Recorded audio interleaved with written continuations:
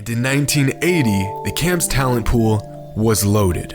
Patrick Ewing, Chris Mullen, Dominique Wilkins, and one of the younger players in the camp, a relatively unknown 6'6" high school sophomore out of Maryland.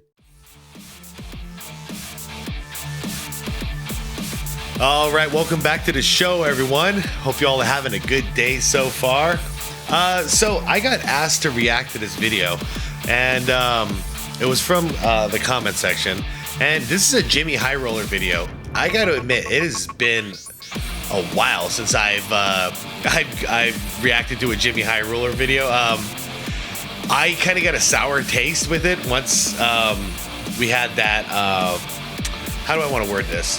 That video that he delisted, that basically he was defending LeBron, even if he's using steroids, performance enhancing drugs.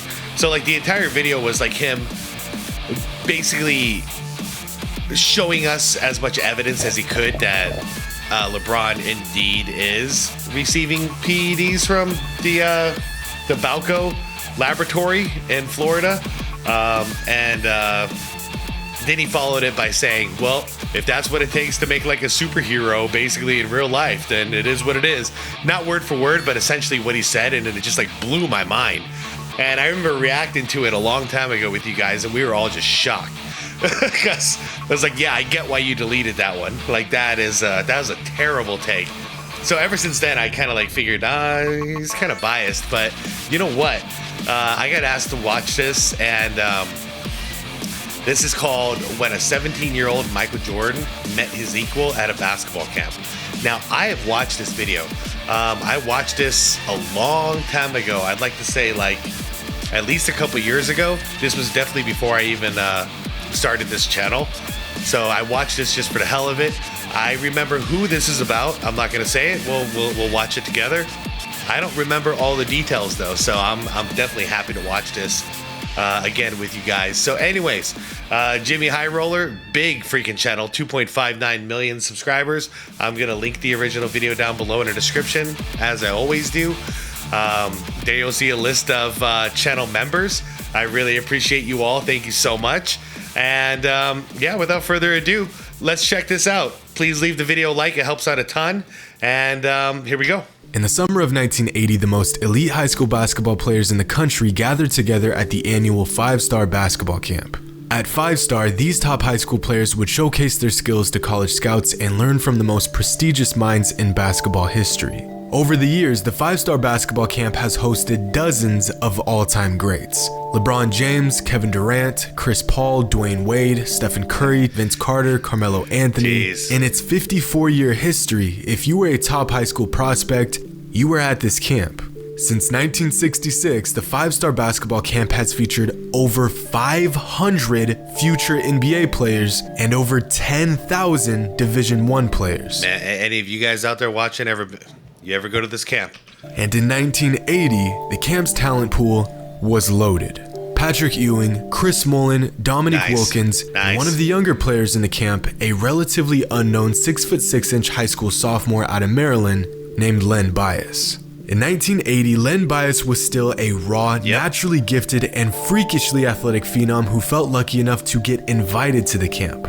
Just 6 years later, Bias would go on to be a college basketball legend and a second overall pick in the 1986 NBA draft. Yeah, any of you guys who happen not to know who he is, please pay attention. This is, he was going to be a big deal. Bias had just wrapped up his sophomore season at Northwestern High School with his teammate and fellow high school standout Brian Waller. But being a relatively new face in the elite basketball circuit, Bias spent his first few weeks at camp getting to know some of the other camp attendees. With the help of a camp counselor, Bias and Waller were introduced to the camp's brightest young talent. One of the players Bias met in his first week of camp was a skinny 17-year-old shooting guard out of North Carolina, a 6'5" high school junior who was also an unknown at the time. The kid introduced himself to Bias as Black Ice, but you may know him by his other name, Michael Jordan. Jordan and 17-year-old Michael Jordan? That means he was now playing for the varsity team in high school? This is before North Carolina and all that jazz. Bias spent the next few weeks together at camp, learning from one another, growing their games together, and eventually becoming friends. Bias, who grew up just 2 miles outside of the University of Maryland campus, even gave Jordan some Maryland gear. Two of the most talented players in the country. But their friendship went far beyond this summer camp. In the following years, Jordan and Bias stayed in touch. In 1982, when Bias was a senior in high school, he and Brian Waller met with Michael Jordan and a friend at a University of Maryland football game. Of course, their competitive nature didn't take long to kick in, and before the football game was even over, Bias, Jordan, and their two friends left the game to play some 2-on-2. That's awesome. Years later, Brian Waller proudly stated that he and Bias beat Jordan and his friend. Little did these two phenoms know, they would spend the next 2 years going head-to-head while climbing the ladder of all-time great generational talents. In the mid-80s, just a few years after they met at that camp, it was all Len Bias and Michael Jordan. Everyone else was in a race for third place. But in February of 1984, during the rise of these two legends, they had a matchup for the ages. And let's just say only one of them came out on top. What an intro. By 1983, Michael Jordan was well on his way to being one of the best collegiate players in the country. He already won an NCAA championship with the Tar Heels and hit a shot that immediately turned Michael Jordan into a household name. Meanwhile, Bias was just beginning his collegiate career, coming off the bench for a solid Maryland squad. And on February 12, 1983, the two friends would face off in a regular season matchup that fans would soon not forget. Back to Matt Doherty. Michael Jordan. Here's the beauty. I don't remember what happens in this game, so I'm really, really happy to be doing this. Takes it and gets it. That's three. Jordan fills the left lane. They get it back to him, and it's good. Long jumper by Michael Jordan. Matt Doherty right back out. Michael Jordan for three. His second. North Carolina by 3. Minute 24 left and a half. Michael Jordan as Adkins hits the deck. Nice uses of the glass. Michael Jordan. Dude, he's hitting jump shot. He's hitting jump shot after jump shot. How was the scouting report that Jordan can't shoot back then? I think he can get any kind of shot he wants. Len Bias over having a word with his coach, Lefty Drizzell. This, and he gets fouled. Now, he should have shot this ball right here. Once he got fouled, instead of passing off, just in North Carolina. Oh, look at that. Nice. Michael Jordan comes from the weak side.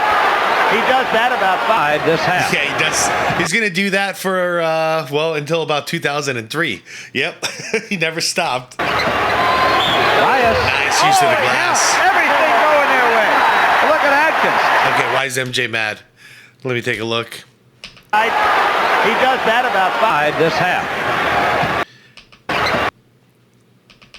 That's why MJ's mad. He didn't touch him. Bias. Okay. Oh, count. Everything going their way. Regardless, good shot, man. Hey, fellas, it's not the end of the game. There's a lot. Getting the shot up. It's a little bit short. And the rebound taken by Bias. Very wise. They haven't tried to tempo the game. They just keep playing hard. Jordan takes it away from That's hard to do, too. He smacked it down from the top. Oh, Michael Jordan has said it earlier that Maryland in 73, Look how skinny 74 MJ season. was. A sophomore Michael Jordan came out blistering hot, scoring 15 points in the first half. The kid was absolutely lighting Maryland up on offense and shutting down the Terps on defense. There wasn't a 30-second stretch throughout this entire game where Mike didn't do something spectacular. In a game that featured 6 future NBA players, 4 of which would go on to be top 4 picks in the NBA draft. I know. And one quick thing, I don't know if he's going to say it, so I'll just say it quick. Larry Bird has stated now that when they drafted Len Bias, his back was all busted up. So he had it in his head that he was going to retire soon. Bird already had a short career, once again, because of his injuries, his back. But he thought, okay, as long as Boston's in good hands, I've done enough. He was literally just going to hand him the keys and be like, have fun. My time here is done. Bird is just a different kind of cat, though. I swear, because to be doing it at that point, I think Len Bias got drafted in, was it 85 or 86? So Bird had only played like 6-7 years at this point, and 5 to 7 years at this point, and he was already thinking about walking away from the game. MJ was far and away the best player on the court. But while Jordan was single-handedly keeping the Tar Heels in the game, Len Bias was just getting off the bench. As a freshman, Len hadn't earned a starting position yet, and there was no real comparison between him and Jordan. In the end, MJ finished with 21 points. Bias had 11 to go along with a sick dunk that had Brad Daugherty ducking for cover. Oh, fuck!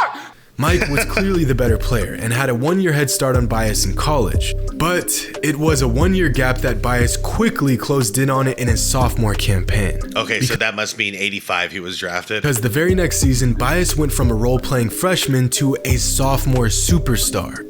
11 months after their 1983 matchup, Len Bias and Michael Jordan were set to face off again. And this time, Bias was ready. At that time in the ACC, there were 3 guys that stood out above everybody else. Michael Jordan, Ralph Sampson, and Len Bias. Hitting the open shot. Here's a long pass to Bias. Got the basket and drove. Yeah, he's strong. Maybe he was strong back then. Can't imagine if he had a full career. What a pass. Penetrate, gets the ball back, already has 12, now he has 14. And Bias will shoot now from the top of the circle. He's made it from absolutely everywhere tonight. Well, he's 16 points. Matt Daugherty He's trying to get some revenge on his friend. And he hits it. Ball away. Michael Jordan up the floor. Look at the move by charge. Jordan. No basket, offensive foul. Okay, MJ, let me take a look. Up the floor. Yeah, that's a charge, buddy. Sorry, that was a great shot, but he was planted and he was plenty outside the box. Sorry, man. By Jordan, no basket, offensive foul. Yeah, that's gotta suck. Should have jumped over him. Open spot on the offensive board, and there's Len Bias at the other end. Lenny Bias, who's had he's just hitting jumpers. Double clutch, and he made it. He was playing in a clutch situation right now. Jordan, another great move, missed the shot, but he followed. I guess that is a pretty fitting end to the ball game. Jordan, look at that! Yeah. Holy cow! Well, I forgot that clip is classic right there. Y'all ever seen "Come Fly with Me"?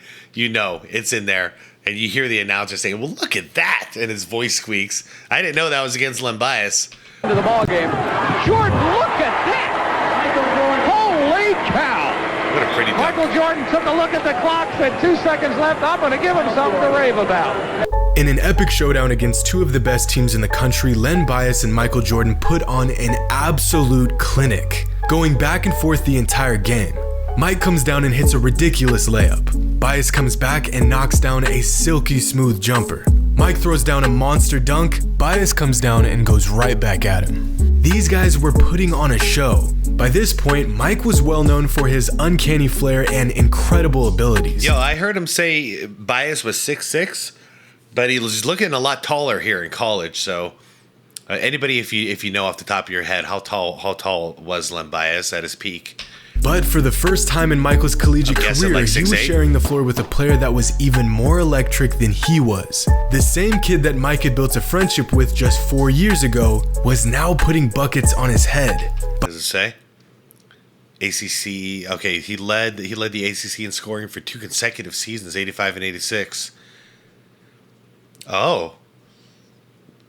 85, 86. So then was he drafted in 87? Bias scored a career-high 24 points and actually outscored Mike. This was rare. Fans knew they were witnessing the beginning of a legitimate rivalry. Later that season, Bias led Maryland to an ACC tournament championship while earning tournament MVP honors as a sophomore. Damn, man, and look at MJ him. was holding up his end of the rivalry by leading the Tar Heels to a perfect 14-0 conference record, lifting UNC to the #1 spot in the country for 15 straight weeks, and winning just about every award college basketball has to offer. It's crazy is how contrasted they were too. Jordan has the flair and it just looks like art out there. Art and like poetry in motion, essentially. And Len Bias is like brute force out there, but he's got a hell of a mid-range shot. But you know damn well the story doesn't end there. Michael knew the NBA draft was just a few months away, and being the psychotically competitive winner that he was, Mike refused to go out getting punked by his friend and younger rival. Okay. So on February 19th, 1984, one last showdown. in their last college matchup, Michael Jordan made it his obligation to let Len Bias know, off the court we Sophomore. Okay. could be the best of friends. But on it, Bias was just another guy in a jersey. Mike was out for revenge. But yeah, no, I see it again though. Sophomore, and then MJ's a junior, so he's only 1 year ahead. Jordan got drafted right after this. He didn't do his senior year in person. Did Len Bias play all four years then? Shoot. I feel like I knew a lot of this stuff and I'm just forgetting it.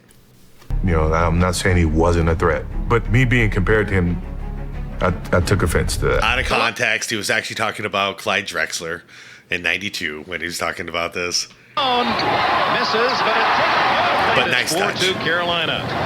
Jordan drops it home to Michael Jordan. Lead it. Jordan with a move on the baseline. Wide open is Bias. Ooh, he got it down the hole in a hurry. Bias is left alone again. Ooh. And Jordan picks up the foul.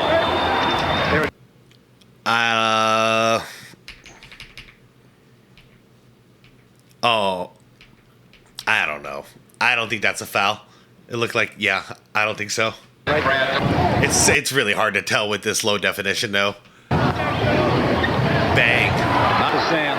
Jordan is free from the side and nails it. Coleman. And there's Jordan. 3. Freshman pulls up. Ooh. That leaves Coleman alone. And Jordan. Yeah, man, MJ blocking everything. From the replays. Coleman.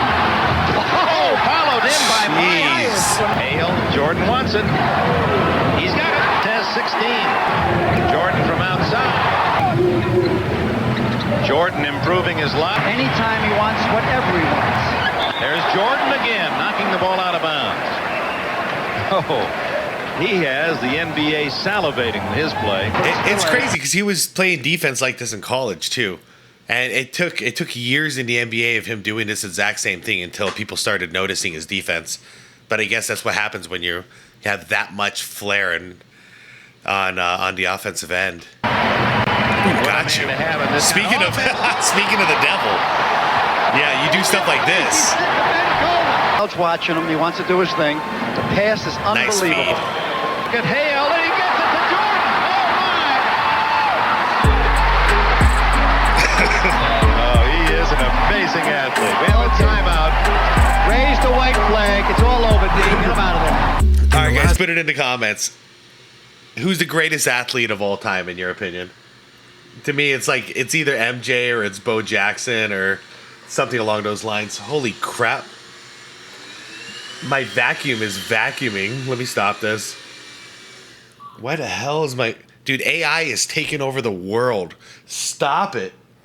Stop vacuuming on your own, bro. Last game Jordan and Bias would ever play each other, Mike scorched Maryland for 25 points and 7 rebounds on 71% shooting. Bias put up a noble effort, dropping 16 points, but it became clearer than ever, at least in that moment, Michael Jordan was the superior player.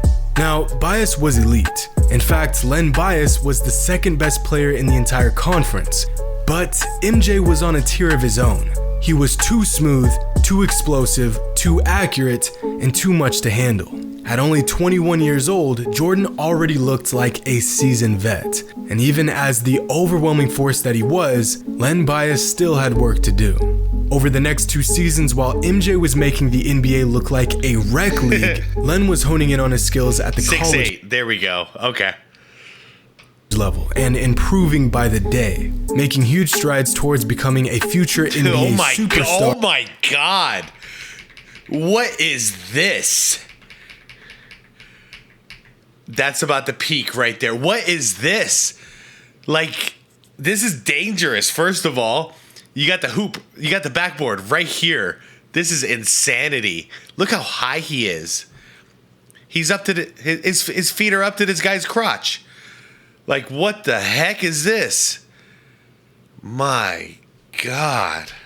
Level and improving by the day, making huge strides towards becoming a future NBA superstar and earning praise that you very rarely see from a college player. Right? After spending 4 seasons at Maryland, winning 2 Player of the Year awards, and terrorizing college basketball, Len Bias was drafted with the 2nd overall pick in the 1986 NBA draft. Yep. All right, guys. Here's that lift the glass up moment. Time to pay tribute.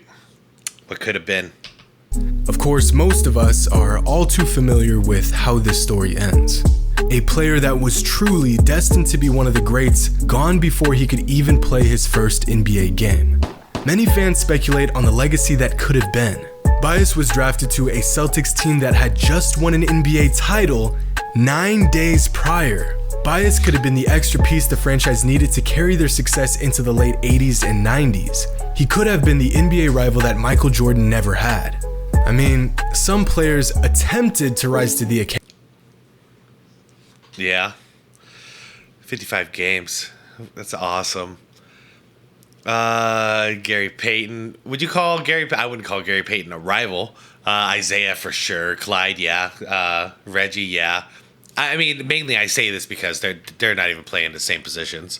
So, but damn, these are good old days. Okay, I wanted to look at this. Jordan won the Barkley matchup, 31-24. Killed Gary Payton, but poor Gary Payton was dealing with championship Jordan as opposed to championship Chuck here, which is actually my favorite nickname. Isaiah won this battle. Yeah, MJ got that. All right. Occasion, very few found success, but no one really challenged MJ once he reached his peak. Charles Barkley, vanquished. Gary Payton, repressed. Isaiah Thomas is the only player to really give Jordan a run for his money, but once MJ found success in the league, Isaiah never won again. Yeah, that's what I was going to say it. I just didn't want to say it, but that's exactly what happened. Yep. Once Jordan rose above Isaiah, that was pretty much the end of it. The manufactured Michael Jordan-Clyde Drexler rivalry literally offended Michael. Jeez. Matchups with all these people? 9, 11, 20, 24, 29. So he got outscored 29 times, and I ain't going to start doing this math. 46 plus 19 plus 56 plus 19 plus 51. Yeah, he definitely beat his competition on an individual level. Reggie Miller had some moments, but MJ always had bigger ones. Yeah. There wasn't a single player that could actually go toe-to-toe with Jordan, except Len Bias. Fans that witnessed Bias in action believe he could have been the player to challenge Jordan throughout the 90s. He could have been, maybe. But we'll never know. Never know. And the legend of Michael Jordan grows stronger. But the legend of Len Bias is still alive and well. The kid who not only held his own against Jordan, but was one of very few to come within reach of the GOAT. The same kid who showed up to a basketball camp 40 years ago, made friends with a fellow high school hooper, and lit a violently... What are they doing on the jump ball here? 40 years ago, made friends with... Why are they doing the jump ball? Why, of all people, why is MJ doing the jump ball? Is it just because he can fly? With a fellow high school hooper, and lit a violently bright but brief flame. Hope you all enjoyed, and as always, until next time. I did, man. That's a great video. This is like a peak Jimmy High Roller right here, man. This is good stuff. All right. What to say about what we just watched, man? I was gonna say like we all got robbed of this, but I mean he got robbed of a lot more than we did. But as a basketball fan, I'll say now that, you know, once I learned about all this later on in life, it definitely made me wish we had the opportunity to see them go head to head in the NBA for years. We don't know what could have happened. You know, injuries could have happened, or a number of things could have gone wrong, but a number of things could have gone right too. And in a perfect world, these two could have been battling it out for years to come. But yeah, he got robbed of the opportunity. We got robbed as fans of the opportunity. But I guess this is life. It's a tragedy what happened to him, because he was right there on the cusp of everything he ever worked for and everything he wanted, and it just didn't happen. So if you don't know about Len Bias, here's a good taste, and I highly suggest you look into some more. I think I should as well, because there's not enough that I seem to not retain my knowledge of Len Bias enough. And it's probably because I didn't get the opportunity to really see it with my own eyes. So I just I watch this stuff and I remember it as long as I can, but you know, it's not in front of my face all the time. Anyways, you guys, thank you so much for watching with me. I hope you guys enjoyed it, and I hope you all learned something. This is my second time watching this, and I definitely learned even more the second time, so no regrets. Link to the original channel is down below for you guys, and yeah, like the vid, subscribe to the channel, and what's that thing? Be like what? Be water, my friends.